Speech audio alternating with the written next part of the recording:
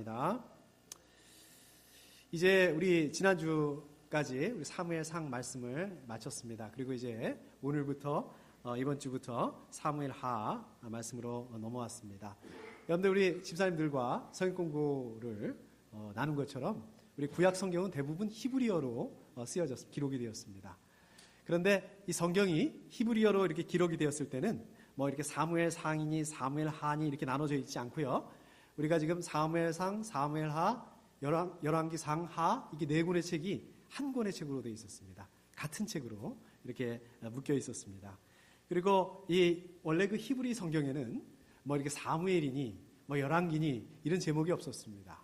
그냥 그 성경에 나오는 첫 번째 문장이 이 책의 제목처럼 그렇게 사람들이 불렀습니다. 마치 우리가 찬송가를 부르실 때 찬송가 제목 따로 없잖아요. 그냥 이렇게 맨 앞에 나오는 그 가사가 그 찬송가의 그 제목처럼 이렇게 부르지 않습니까? 그런 식으로 원래 그 히브리 성경은 그렇게 되어 있었습니다. 자, 그런데 그러다가 이 알렉산더 대왕, 그 헬라 제국 때 이 성경을 헬라어로, 그러니까 그리스어로 번역을 합니다. 그거를 70인역이라고 그런다고 그랬죠? 그러니까 여러분들 아시다시피 70인역이라는 거는 70명이 번역을 했다고 해서 70인역입니다. 정확하게 말하자면 12지파에서 6명씩, 그러니까 12 곱하기 6 하면 72명이 번역을 한 겁니다.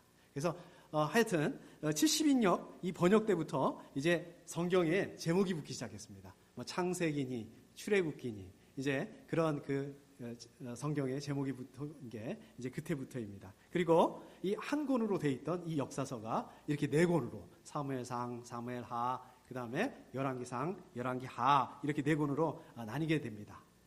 자, 그래서 이제 여러분들과 제가 같이 읽지는 않았지만 사무엘하 1장 1절 말씀에 보면 이런 말씀으로 시작되고 있습니다. 사울이 죽은 뒤에 이렇게 사무엘하를 시작을 하는데 사울이 죽은 뒤에 이 말씀을 시작을 하고 있습니다. 그러니까 사울이 죽은 뒤에 이 말씀을 기점으로 해서 사무엘상, 사무엘하가 나눠지는 거예요. 그러니까 이 사울이 죽었다. 이 사건이 굉장히 중요하다. 이 사울이 죽었다. 이 사건을 가지고 사무엘상, 하가 나눠질 정도로 굉장히 의미 있는 사건이다. 사울이 죽었던 사건은 상당히 그 의미를 가지고 있다. 지금 이 말입니다. 사울이 죽었어요. 사울이 누굽니까? 이스라엘 왕이잖아요. 이스라엘 왕 사울이 죽었으니까 이제 어떻게 되는 이스라엘은 이제 어떻게 되는 겁니까? 왕이 없어지게 되는 거죠.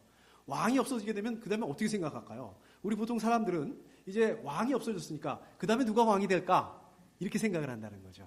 우리는 이렇게 생각을 합니다. 그러나 이 사무엘기 기자는 이 사무엘을 쓴 사람은 어떻게 이걸 기억해 나가고 있냐면 사무엘상을 보면 하나님께서 이제 사울을 대신해서 다윗을 그 왕으로 세우잖아요. 이스라엘 왕으로 세우고 그 다음에 기름을 붓지 않습니까?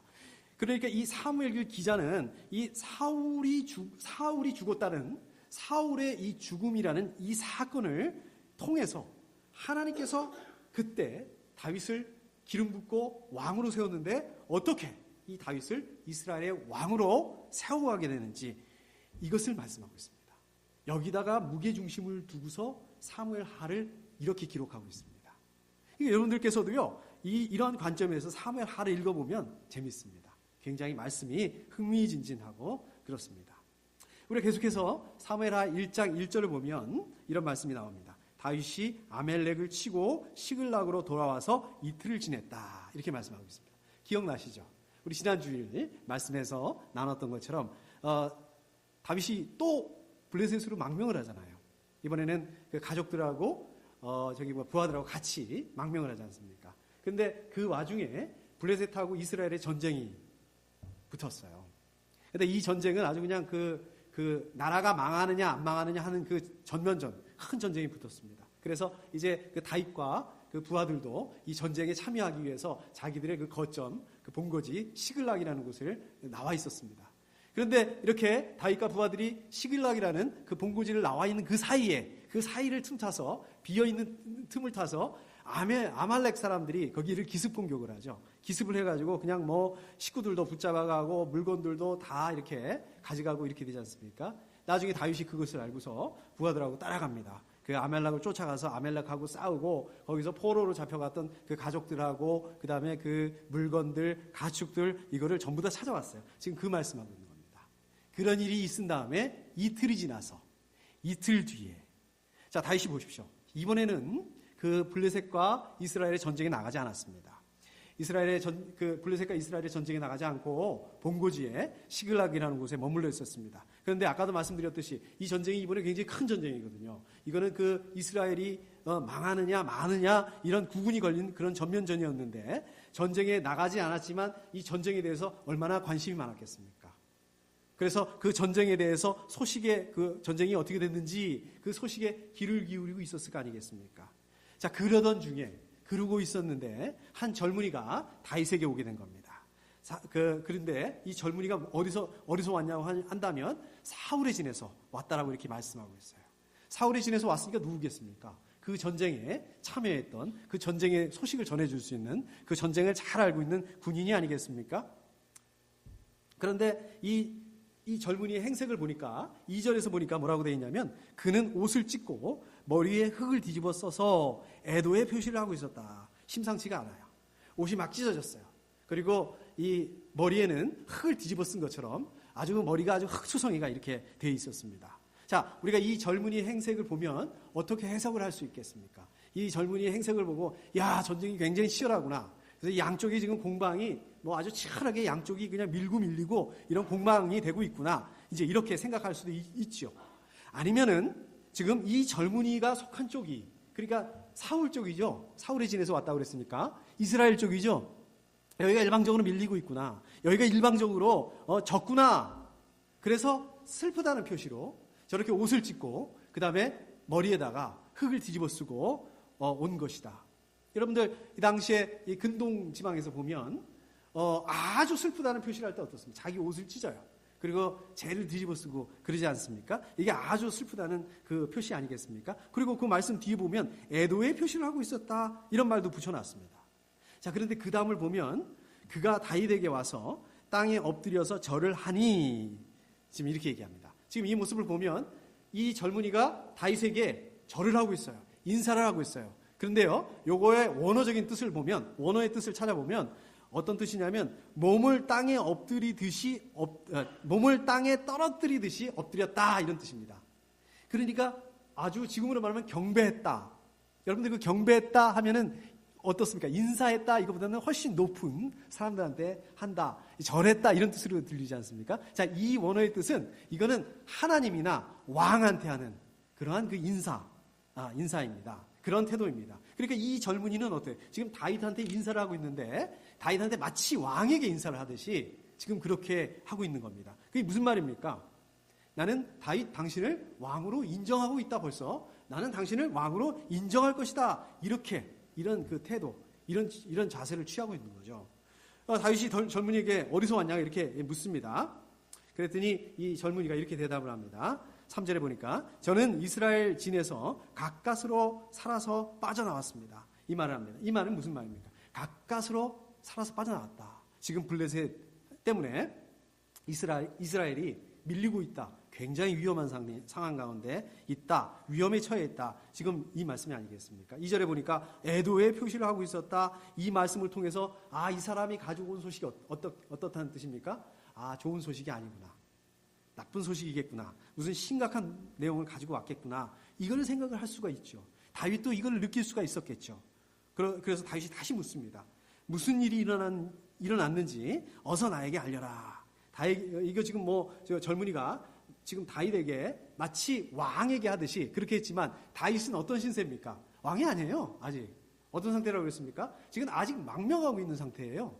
자기 시글락에 거기서 지금 숨어 있는 망명에서 거기서 근근히 살아가고 있는 그 상황입니다. 그러니까 지금 지금 전쟁에 대해서 알 수가 없잖아요. 그래서 이 젊은이에 대해서 지금 왕으로서 다그치거나 그런 의미가 아니라 이 젊은이를 통해서 지금 왕의 소식을 전쟁의 소식을 좀 들어보겠다고 물어보고 있는 겁니다. 사실 생각해보면 이 다윗한테 전쟁의 소식을 유일하게 얘기해 줄 수 있는 사람이 이 젊은이거든요.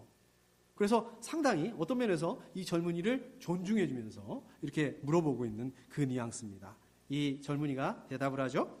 우리의 군인들이 싸움터에서 달아나기도 하였고 또 그 군인들 가운데 쓰러져 죽은 사람도 많습니다. 여기 보면 우리의 군인들이 이렇게 얘기를 하고 있습니다. 이 젊은이가 다윗에게 우리의 군인들이라고 이렇게 얘기를 합니다. 우리, 이건 뭡니까? 관계를 말씀하고 있는 거예요. 말하고 있는 거예요. 그러니까 지금 우리라는 말을 무슨 그 의도를 가지고, 약간의 그 의도를 가지고 쓰고 있어요. 일부러 넣어서 쓰고 있다는 것을 볼 수 있습니다. 무슨 의도예요? 다윗이 당신이 지금 여기 비록 망명해서 블레셋 땅에 있지만 당신도 이스라엘 사람이 아니냐. 당신도 이 우리 안에, 우리라는 그 안에 들어가 있는 사람 아니냐. 지금 이런 의도를 가지고 얘기하고 있는 거죠. 아무튼 이 전쟁의 상황에 굉장히 이스라엘이 불리하게 됐고 또 거기서 도망가는 사람들도 생기고 또 그러다 보니까 전사자들도 생기고 좀 그렇게 됐다. 지금 이 얘기를 하고 있습니다. 그리고 이어서 하이라이트. 이 젊은이가 다윗에게 진짜 하고 싶은 말을 합니다. 자, 그게 뭡니까? 사울 임금님과 요나단 왕자께서도 전사하셨습니다. 사울이 죽었다는 말이 뭡니까? 사울이 죽었다는 게 무슨 뜻입니까? 그동안 사울이 죄 없는 당신을, 다윗을 그렇게 핍박하고 그렇게 죽이려고 쫓아다니던 그 사람이 죽었다. 그동안 그 사울이 죽으면 그 다음에 누가 왕이 됩니까? 사울이 죽으면 누가 왕이 돼요? 사울의 그 아들, 장자, 요나단. 사울이 죽은 다음에 왕이 될 그 승계 1순위, 그 아들 요나단도 죽었다? 그게 무슨 뜻입니까? 그러니까 차기 이스라엘 왕은 당신이 아니냐? 지금 이 말뜻에는 그것을 좀 포함하고 있습니다. 자, 다윗이 좀 복잡했을 것 같아요. 이제 사울이 죽었으니까, 이 사람 말대로 사울이 죽었으니까 이제 더 이상 도망 다닐 필요가 없습니다. 더 이상 이렇게 망명해서 남의 나라에 와 있을 필요가 없어요. 이제 집으로 돌아갈 수 있게 됐습니다. 그냥 그동안에 그동안의 그 어려움, 시름이 녹아내리는 그러한 그 안도의 한숨을 쉴 수 있는 그런 상황입니다. 이 젊은이의 이 숨겨진 의도처럼 실제로 자기한테 기회가 왔어요. 이스라엘의 왕이 될 수 있는 절대적인 그러한 그 절호의 기회가 왔습니다. 자, 그런데 또 다른 한편으로 보면 어떻습니까? 그래도 한때는 이 사울이 장인어른이에요. 자기 부인의 아버지였어요. 또 하나님께서 기름 부으신 왕입니다. 이 사울이 죽었다는 말은 어떤 뜻입니까? 지금 블레셋하고 전쟁을 하고 있는데 그것도 전면전인데 나라가 망하느냐 마느냐 이 전쟁에서 지금 왕이 죽었다. 이거는 이스라엘이 굉장히 위기 상황이다. 이거는 이스라엘이 블레셋에게 그 참패를 당하기 그런 그 입장이다. 참패를 당했다. 이스라엘이 망할 수도 있다. 이 말이 아니겠습니까? 자, 이 말을 듣고 있는 다윗의 마음이 어떻겠어요? 불편하죠. 마냥 좋고 마냥 기쁘지만 않은 그런 상황인 거죠. 다윗이 또 물어봅니다. 뭐라고 물어봅니까? 사울 임금님과 요나단 왕자께서 전사한 줄을 내가 어떻게 알았느냐? 이거는 의심해서 물어본다기보다는 너무 충격을 받았어요. 갑자기 사울과 요나단 다 죽었다는 이 전사 소식에 또 그 얘기는 무슨 말씀이에요? 지금 이스라엘의 그 위기, 패전 소식 이것 때문에 굉장히 충격을 받고서 다시 한번 묻고 있는 겁니다. 자, 그리고 이 사람이 이제 대답을 하는데 거기부터 이제 오늘 말씀으로 이렇게 연결이 되는 거죠. 젊은이가 이렇게 대답을 합니다. 자기가 우연히 길보아 산이라는 곳으로 이렇게 올라갔다. 거기 올라갔는데 사울이 창에 몸을 버티고서 겨우겨우 버티고 서 있더라. 사울이 죽어가고 있더라. 이거는 뭐 어차피 그냥 놔둬도 사울이 죽을 수밖에 없는 그런 상황인 것 같더라. 그런데 그 바깥에서는 블레셋은 지금 막 그냥 이스라엘을 그 사울을 열심히 쫓아오고 있는 그런 상황이었다. 이렇게 상황을 설명하고 있습니다. 그런데 마침 그때 사울이 자기를 알아봤다. 자기를 알아보고 누구냐고 물어보더라. 그래서 내가 아멜렉 사람이라고 이렇게 대답을 했다. 아마 이 사람은, 이 젊은이는 아말렉 출신의 그 기화자의 자손인 것 같아요. 그러니까 이 젊은이의 뭐 아버지나 할아버지나 아니면 그 조상이 아말렉 출신인 것 같아요. 13절에 보면 이런 말씀이 있죠. 저는 이스라엘 땅에 거주하는 아말렉 사람, 곧 외국인의 아들입니다. 이런 말이 있단 말입니다. 하여튼 이렇게 대답을 했다 이거예요. 그랬더니 그 사울이 뭐라고 그랬냐면 어서 나를 죽여다오. 아직 목숨이 붙어 있기는 하나 괴로워서 견딜 수가 없다. 이렇게 자기한테 말을 했다는 거예요. 그러니까 이 아말렉 젊은이가 제가 보기에도 일어나서 사실 것 같지 않아서 다가가서 명령하신 대로 하였습니다. 이거는 자기가 보기에도 더 이상 사울이 가망이 없어 보여서 어차피 저러다가 죽으실 것 같아서 사울의 말대로 죽였다. 자기가 사울을 안락사시켰다. 이렇게 얘기를 하고 있는 겁니다. 그리고 그 다음에 사울이 쓰고 있는 그 왕관과 끼고 있는 팔에 끼고 있는 그 팔찌를 가져왔다. 이렇게 얘기하고 있습니다. 이게 이 사람의 증언이에요. 이게 이 사람이 지금 다윗에게 한 보고예요. 그런데 사무엘상 31장을 보면 실제로 31장을 보면 이게 좀 얘기가 다릅니다. 사무엘상 31장에는 어떻게 되어 있냐면 이 블레셋하고 이스라엘하고 지금 열심히 싸우고 있다가 이 사울이 그 싸우는 도중에 블레셋한테 화살을 맞아요. 화살을 맞아서 중상에 빠지게 됩니다. 위험하게 됩니다. 그리고 사울이 자기가 지금 틀렸다고 생각해요. 더 이상 힘들다고 생각을 해요. 그래서 자기 무기 담당하는 병사한테 자기를 좀 죽여달라고 그래요. 그러니까 할례 받지 않은 이방이 자기를 죽이지 못하도록 자기를 죽여달라고 이렇게 이 사람한테 이 아말렉 젊은이한테 얘기하는 게 아니라 그 사울의 원래 그 무기 담당하는 병사한테 그렇게 얘기를 해요. 근데 이 무기를 담당하는 병사도 어떻습니까? 이게 아무리 지금 왕이 명령하는 건데 자기 일개 병사가 왕을 죽인다. 이게 쉬운 일이 아니잖아요. 그래서 이거는 못하고 망설이고 이렇게 있는데 그 와중에 사울이 자기 칼로다가 자살을 해버려요. 그러니까 너무 무섭고 두려워가지고 그 사울의 무기 맡은 병사가 자기도 그 자리에서 함께 자살을 해버립니다. 자, 오늘 말씀 이 아말렉 젊은이가 다윗에게 한 말하고 완전히 다릅니다. 누구 말이 맞는 거예요?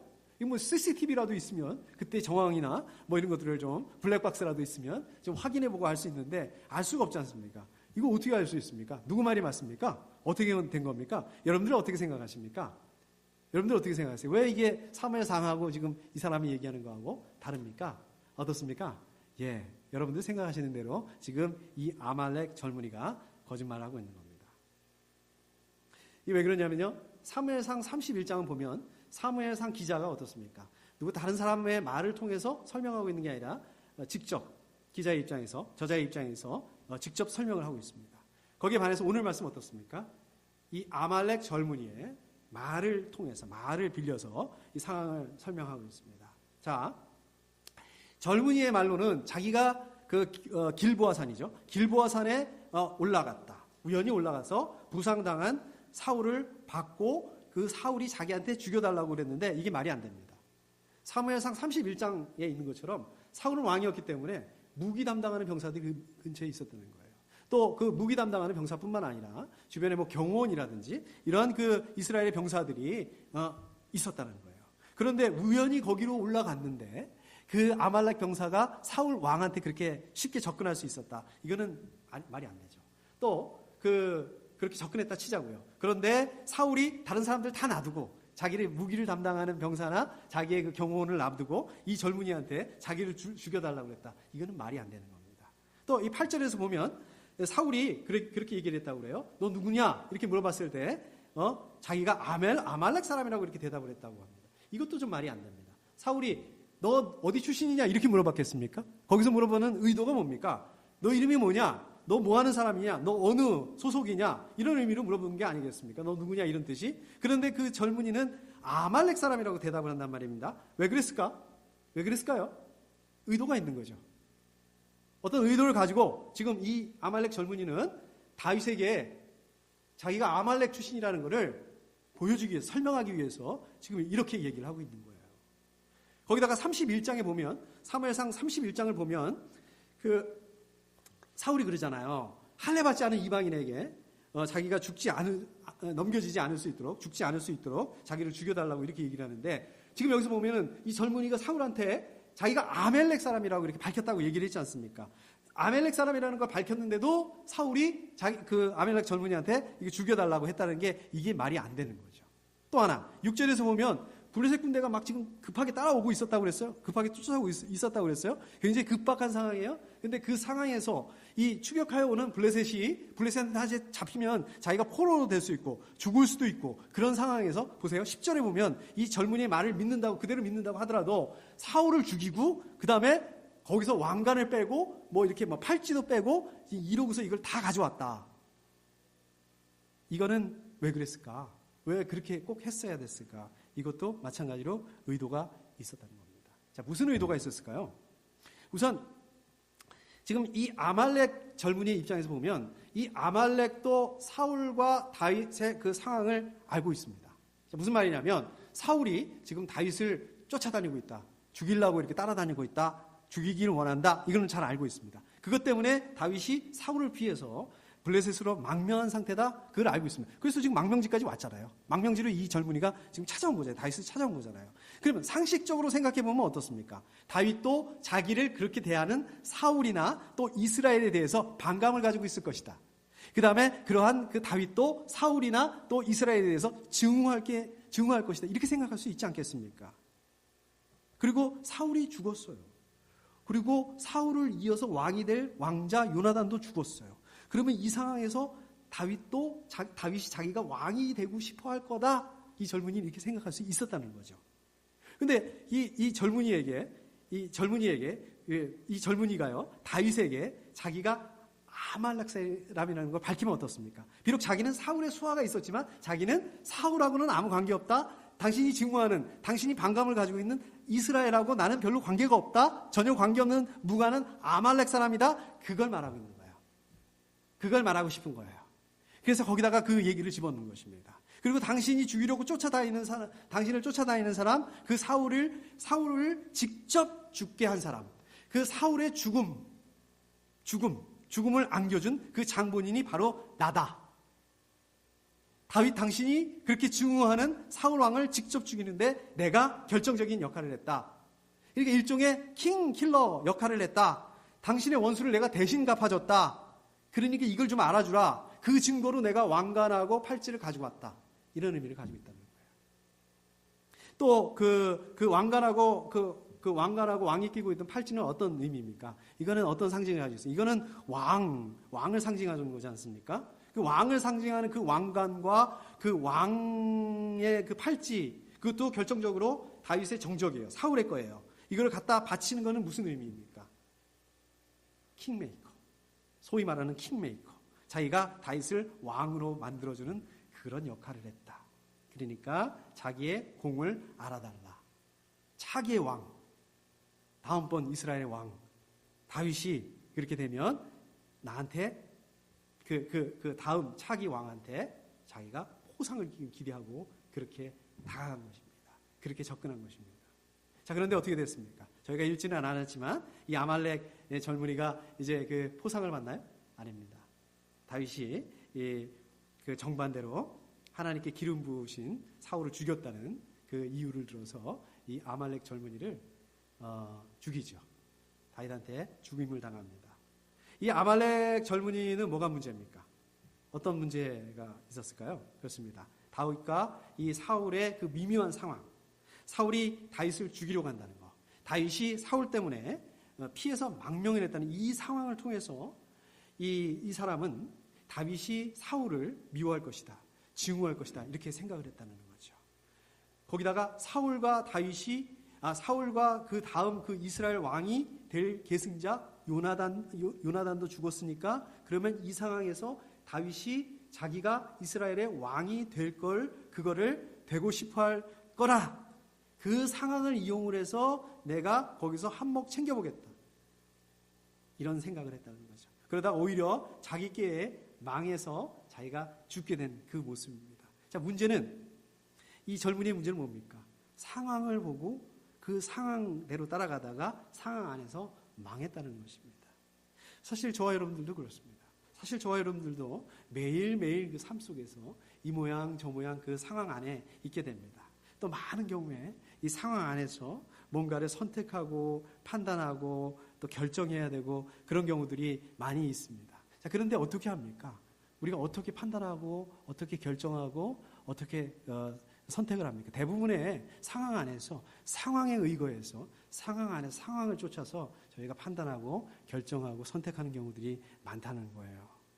그러나 그렇게 상황에 의해서 우리가 선택을 하고 판단하고 결정하는 것은 오늘 말씀에서 본 것처럼 같이 나눴던 것처럼 기회를 만들어줄 수도 있습니다. 그러나 도리어 그 상황 때문에 위기를 맞을 수가 있게 된다는 것입니다. 근데 저와 여러분들이 이렇게 쉽게 상황 논리에 의해서 좌지우지 되는 것, 그거는 상황 안에 있으면 마치 미로 안에 있는 것처럼 다른 것들을 볼 수가 없습니다.